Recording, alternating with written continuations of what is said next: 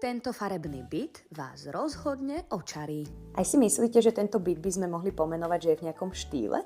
Štýl by som nevedela určiť, lebo je to podľa mňa taký mix všetkých štýlov, ale mne sa veľmi páčili vždycky americké domy, že páčilo sa mi, že napríklad Ostrovček je taká klasika, vysoké lišty, že sú tiež taký americký štýl, alebo okná, ktoré majú toto predelenie, to tiež mávajú tam často. A zároveň sa mi páčia veľmi, že farby, tapety sú tiež taká americká záležitosť. Prečo ste zvolili práve farebné dvere?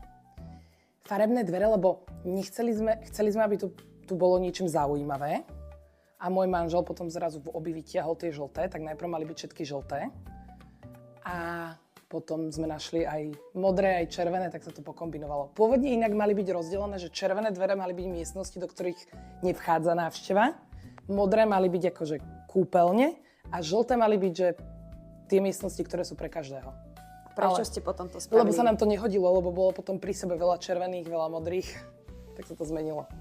Ak by ste mali vypichnúť také nejaké zaujímavé prvky tohto bytu, tak ktoré by to boli? Zaujímavý je podľa mňa táto stena napríklad, tento valček. Ľudia si myslia, že je to tapeta, ale je to valček. To valčekoval môj muž, my sme ho kúpili na internete za 18 €, lebo sme si pôvodne dali naceniť tapety a to sme zistili, že to je extrém. Ale v týchto menších miestnostiach sme dali urobiť aj tapety. A všeobecne podľa mňa tieto steny, že sú nie také biele, ale že sú také rôznorodé. Aktuálne sa byty robia v takom minimalistickom štýle a ľudia preferujú šedú, bielu farbu. Prečo vy ste zvolili práve opak?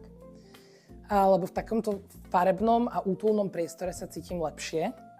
A príde mi všetko, čo je také šedé, alebo bežové, alebo jednofarebné, mi príde také chladné. Alebo také firemné by som to nazvala, že taký skôr pracovný priestor mi to pripomína. A cítim sa dobre v takomto, že je to také zapratané, ale iba skorej, že steny sú zapratané, a takže vlastne nemáme všetko na zemi, ale že tu máme taký usporiadaný chaos. A aký je váš obľúbený kút alebo miestnosť vo vašom byte? Mám veľmi rada dcerinu izbu, Agatkinu izbu, že tam je aj ten strop rúžový a tak, že je taká útulná. A mám veľmi rada našu spálňu, lebo strašne dobre sa mi tam zobudza v tej takej olivovo-zelenej farbe. Tak pozitívna. Čo tu máte možno, čo iné domácnosti nemajú? Ja som si všimla, že v detskej izbe sa nachádza bunker, alebo taká mini miestnosť. A to je veľmi zaujímavé. Tak prečo ste to zvolili? Lebo to chcelo dieťa, alebo vy? Nie, my. Nie, ale teraz už sa tomu tešia samozrejme, ale to bol vlastne ten priestor pod schodami, ktorý je taký nevyužitý, že ide tak šikmo. Tak my sme vytvorili, že vlastne vchod z detskej izby do toho a tam sa môžu hrať, dali sme tam aj zásuvku, že neskôr PlayStation tam môžu hrať alebo čo. A je to taká ich skrýša, ešte tam dáme skrinku, že sa cez skrinku bude chodiť. Čo bolo to, čo ste chceli dosiahnuť vo vašej domácnosti, vašim interiérom? Aby sme sa tu my cítili príjemne, aby sa tu cítili všetky naše návštevy príjemne, lebo máme extrémne veľa návštev vždycky. A aj deti, aby sa tu cítili príjemne, aby to tu nebolo také sterilné, ale také skorej, že keď sa tu rozleje pohár, tak nevadí. Aj to zakomponujeme do interiéru.